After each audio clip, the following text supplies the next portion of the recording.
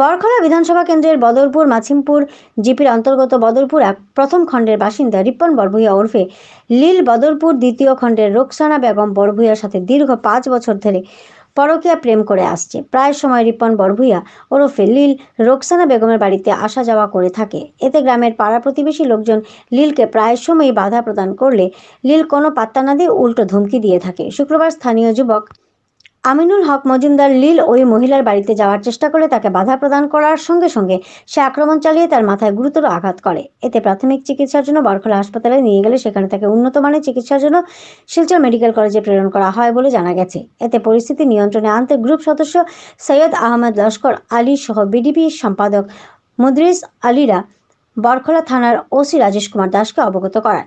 সাথে সাথেই ওনারা দল পাঠিয়ে পরিস্থিতি নিয়ন্ত্রণে আনতে সক্ষম হয়। উল্লেখ্য, 2018 সালে রোকসানা বেগম বরভূয়ার স্বামী খলিল উদ্দিন বরভূয়া মারা যান। এরপর লীলের সাথে প্রেমে লিপ্ত হয়ে পড়েন তিনি। এই দিন গ্রামবাসী একত্রিত হয়ে পুলিশ সরজমিনে আসার পূর্বে মৃত খলিল উদ্দিন বরভূয়ার ঘর ভেঙে চুরমার করে দেন। এই দিন সংবাদ মাধ্যমে রোকসানা বেগম বরভূয়া জানান, লীল তার সাথে 5 বছর থেকে অবৈধভাবে সম্পর্ক করে আসছে। উনার স্ত্রী থাকার পরেও এ ধরনের নানা প্রলোভন দিয়ে আসছে। লীলের কারণে গ্রামের মানুষ জমায়েত হয়ে ঘর ভেঙে চুরমার করে দেয়। বর্তমানে উনার থাকার কোনো জায়গা নেই।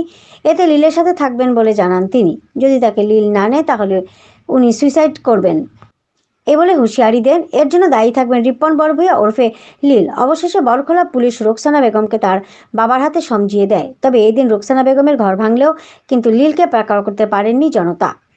শিলচর থেকে Divya Chakraborty report, voice any 24 channel থেকে বর্ণালী মিশ্র। তোমার নাম কি? হো অবাসা অবাসা অবাসা কো তোমার নাম কো? সেলেগুর নাম কিতা? সেলেগুর নাম কিতা? হো না সেলেগুর নাম কো না?